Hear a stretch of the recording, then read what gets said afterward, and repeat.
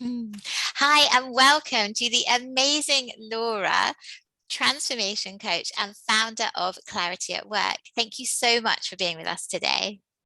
Thank you, Liz. I'm really glad to be here. Oh, you're so lovely. Okay, so first question, what does self-care mean for you?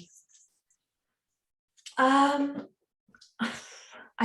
think, well, I know that essentially for me, it means it's an expression of how I love myself. When I think, if I take the self off and I think about how I care for others, particularly my children, the people that I love, it's how that I love them. It's not just about me saying I love you, although that's part of it.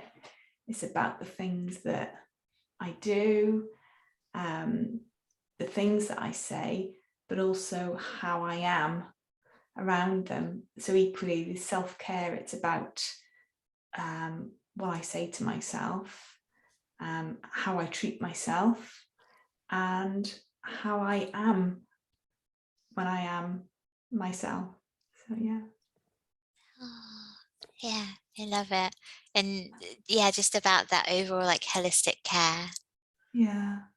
It's interesting because my when I was younger, thinking about self-care, I would love long bubble baths and that traditional sort of, that's what self-care is. But I think as I've got older, I've realised that actually it's a lot more than that, and there's a lot more to me than bubble baths and face masks. Yeah, we go deeper, don't we? Yeah, it's taken a bit of a while to scrape that off and start digging and actually discover that. Yeah. Ooh. So, how did you start thinking about your self-care journey? What was your very first memory of self-care that you can recall? I think being a child, maybe like 11, 12, as you come, a tween, my mum would always enjoy like a bubble bath on a Sunday night, and she'd look after herself. So that was my first sort of realization that, you know, it was important to look after yourself in whatever way that was at that time. So, you know, and I can remember using creams and that traditional sort of idea of self-care and taking time for myself. But I think maybe I hadn't realised at the time, but part of that self-care was about giving myself space to read and to spend time by myself, and acknowledge that I didn't want to be life and soul of the party, that I actually really like being by myself, and just accepting that. So I think that's probably been the earliest part of my self-care, is accepting that I am who I am. Woo! Yeah, I think that's such a big, a big lesson for all of us when we get to that point where, it's a self-acceptance and then it's a self-care because you can care for yourself because you've accepted yourself. Yeah, and I think I was more willing to do that when I was younger. I think that changed then when I got into like university and into my 20s, because then I was comparing myself to others and what did other people do, and how are they showing up in the world, and why am I not doing that? Maybe I should be more like them. So I think that I may have been doing the actions of self-care, so going to the gym and looking after myself in that way, but I didn't have the messages that I have now and may have had when I was much younger. So there were lots of mixed messages going on. I was doing one thing but thinking and saying another. Yeah, so I got lost for a little bit. I think it's easy to happen. Yeah. So when you then began to find yourself again, how did your self-care change? So in about 2016, I wasn't very well. So essentially I had burnout, I couldn't work any longer, and it presented itself as physically I was just so exhausted, but also I couldn't think straight. I had depression, lots of anxiety, and I've been aware of things like self-hypnosis and meditation for a while, and I tried it on and off for a while, but it was then that I think I took a course in mindful meditation, and then I started to see a change in myself, and that was only doing maybe 10 minutes a day, and I felt a shift. So I did some more. I felt another shift. I thought, oh, this is quite interesting. And I think once I built up a little bit of emotional resilience, I started thinking about other things I could do to care for myself and look after myself. And I did some more courses. And, I started to physically look after myself a bit better. At that time, I weighed nearly 20 stone. It was a physical representation of how I was feeling inside. And it wasn't until I was actually practicing self-care for my mind and how I was speaking to myself that I was able to actually address that and make the changes that I wanted to change. And so I think 2016 was when I started, and by 2018 I felt that I had a good self-care practice in place, and that was from a physical, but also from a mental health perspective, and also from a spiritual perspective as well. Yeah. Thank you for sharing with us. So, thinking about your self-care now, do you check in with yourself on a regular basis, like daily or otherwise, like spiritually, mentally, emotionally, spiritually, or does that vary? I would say I more easily check in with myself on a mental and a physical basis, probably several times a day. I'm very in tune with how I'm feeling physically, and addressing that. I've got good habits in place in that I wake up in the morning, I do stretches, I do some yoga, I do some breathing, I have my mindfulness practice. I always start with a big cup of warm tea and a big glass of water because I know that makes me feel good. I take my vitamins, so physically I'm doing things that make me feel good, and so that meditation helps me feel good mentally as well, and I have lists and things like that so that I can help manage any scattered thinking and avoid any feelings of overwhelm. I think something I'd like to work on more is about what a spiritual practice would look like, about developing that side of me. And that is something I'm thinking about at the moment. So, but I think I do check in with myself several times during the day. I'm far more aware of how my emotions are showing up, and just having that knowledge now that actually for me quite often they are physical, that I can feel them in my body. I know where anxiety will sit if it comes. I know where worry is, or if I'm feeling a bit sad, and I now know what to do in order to help those move on. Yes. Yeah, clear them out. Yeah. Goodbye. Yeah, I acknowledge you and thank you. Yes. Oh, I love it. So when you think about like your very favorite self-care thing that you do now, what would it be? I think because being overweight and eating figured so significantly in my life, and some things that I did with food, weren't helpful to me and were actually quite hurtful towards me at times, and you're using food to self-sabotage myself, or using food to comfort myself. The biggest thing that I do now is eat food that I love, but also food that I know nourishes me and makes me healthy, and I know is setting down a foundation for a long and healthy life.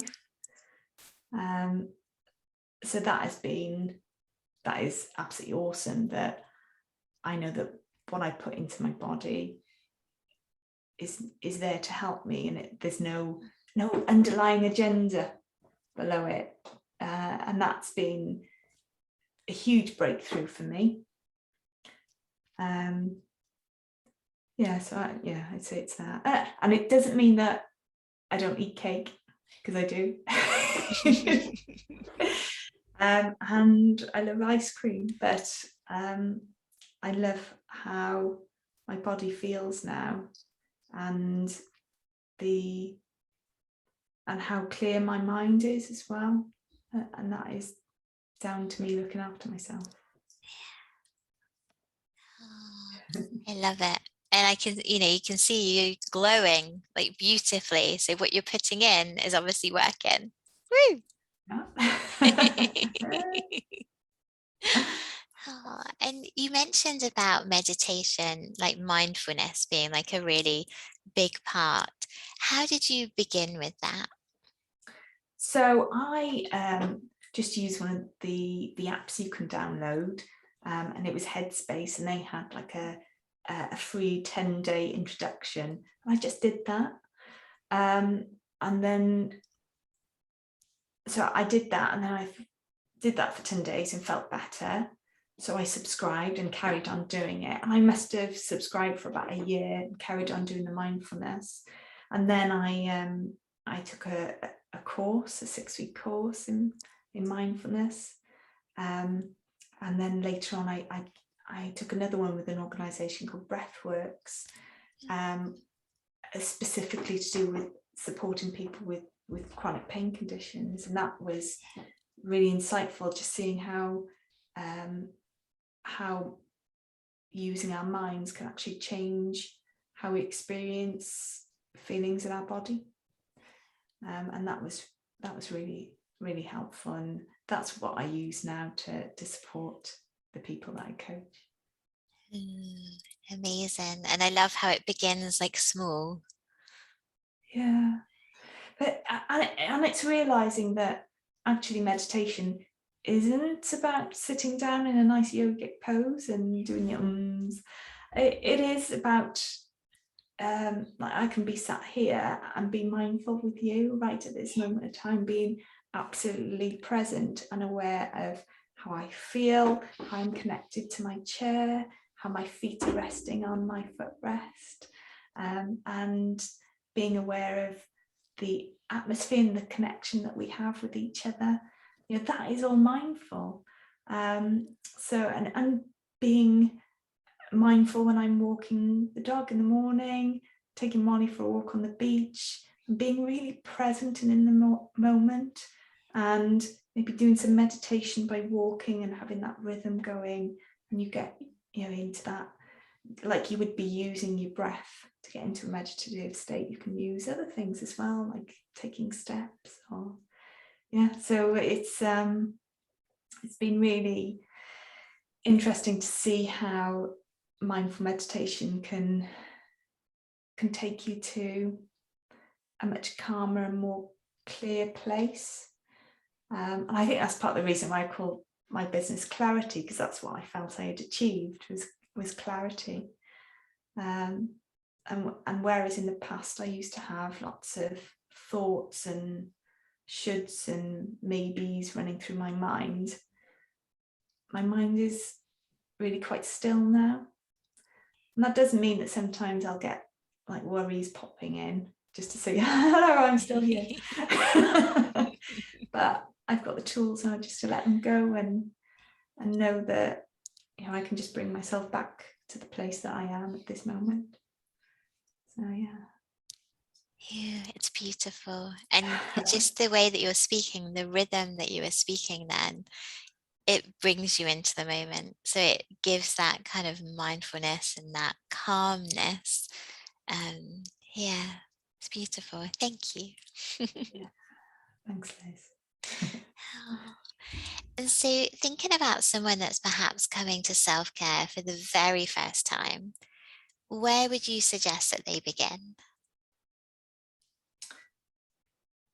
I would say that it's important for them to understand which bits of their life could do with the most level of self-care. So for me, I was already doing the gym, and I knew that sleep was important. And I think for many of the people I work with, the place that I start is about building some emotional resilience in. So even if it is doing some breathing once a day and getting into a practice of just having 5 minutes where they focus entirely on themselves. So I'll get them to do something called 7-11 breathing, which is to breathe in for a count of 7, right into the belly, so right deep down, and then breathe out for a count of 11. Because what we know is that our heartbeat slows on the out breath. So if we can lengthen our out breath, then over a couple of breaths, our heartbeat slows. And that is particularly helpful if you're in a place where you're feeling a bit uptight and anxious. You can just bring your heart rate down. When we bring our heart rate down, it sends a message back up to the brain saying everything's okay. So that's almost like an instant way of just chilling out and calming down. So that is probably where I start with all my clients, just to get them to do some breathing. And in that moment, just being aware of themselves, being in their bodies and being themselves. That's lovely. Yeah, I love breath work for that, just bringing you into you. Yeah, Yeah. yeah. And it doesn't mean that anything else stops. It just means that for a few fleeting moments, you can let everything else go. Yeah, and I think that's really powerful, because then once you've got that practice down, that is the foundation of a meditation practice that you can take wherever you are. And that's the lovely thing about meditation. It is something that you take with you. So you can do it on the train, you can do it while walking, you can do it while waiting at the bus stop or at work, or nobody needs to know that you're doing it. You don't have to have your eyes shut. It is about something that you just get into the habit of, and it just becomes part of you. So yeah, I love meditation. And I think when you really get into it and pay it some attention and have it as a practice, that's when you can start to integrate it into your self-care and your self-love, and it just takes you to new places that maybe you didn't realize existed, and in your mind and maybe elsewhere. Oh, yeah, it's beautiful. And I think, like you said, you can take it anywhere, and it really does just become part of who you are. You just end up being. And I think, with transformation, self-development, any kind of healing and awareness, it's just coming back to you and just remembering like you matter, and that everything in that moment is okay. You're still there. Yeah, and I think that has been hugely important to me as well, is knowing that even though I am doing this because for me I am the most important person in the world, and that's taken a huge amount to be able to say that, but because I believe that, I am the best mum I can be, I'm the best wife, I'm the best partner, I'm the best friend and the best sister, and it just facilitates me in being the best Laura that I can be. Yeah. Woo! And you are an amazing Laura. I'm so I'm grateful going to for do a you. woo as well. Yeah. Yes.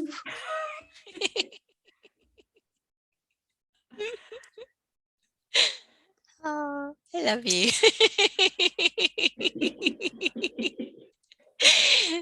Thank you. And so thinking about you being the best Laura that you can be, how do you celebrate yourself? What do you do for joy for you?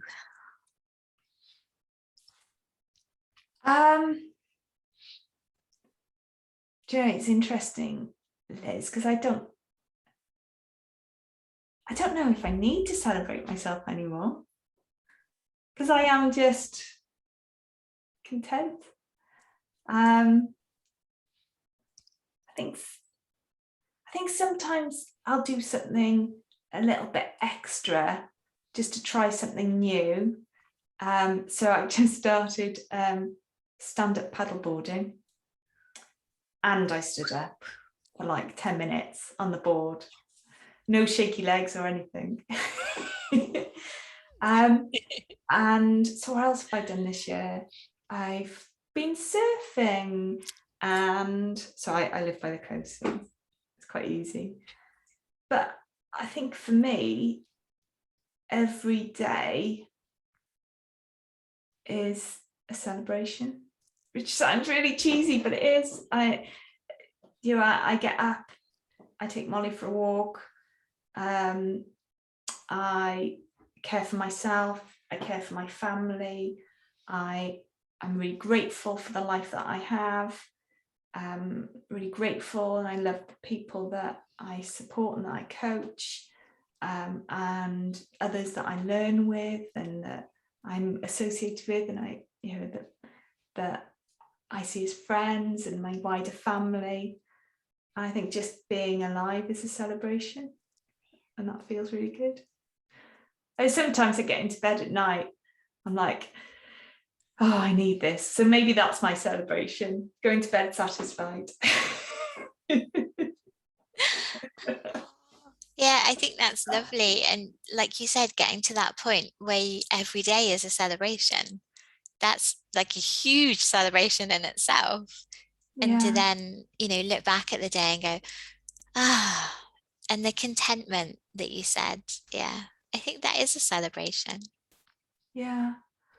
I I will, like, we are going on holiday this year, and I'm I'm already excited about Christmas. Woo! Thinking, oh, what am I going to do this year? Where are we going to go? So I guess that is a celebration, but that's a celebration of life, about being with the people that I love, about another year of being happy and content and being awesome. So I think there are times that we traditionally celebrate, like New Year's, like marking the end of one year and the opportunities in the next. So yeah, maybe I do have celebrations at those times because they fit in with traditional celebrations. But I think I'm quite practical in terms of setting goals for myself. So I use 90-day planning. I'll have a goal, and at the end of that goal, I won't have a reward. It's achieving the goal that is the reward in itself, and I will have an acknowledgement that, yeah, I did that, and that's a celebration, I guess. So, but yeah, it's I think maybe in the past I would have had moments where if I'd achieved a goal, I would have gone and bought myself a new bag or a new pair of shoes, or gone out for a meal or something like that. But I don't need it anymore. So, you know, like you said, that life is a celebration in itself. Yeah. Yeah, and I love how you said about like the end of the year and the beginning of the new being a traditional celebration. It sounds to me as though you've condensed that into each day, so that Mm. each day you're kind of doing those mini celebrations and then setting your goal, your intentions for the next day.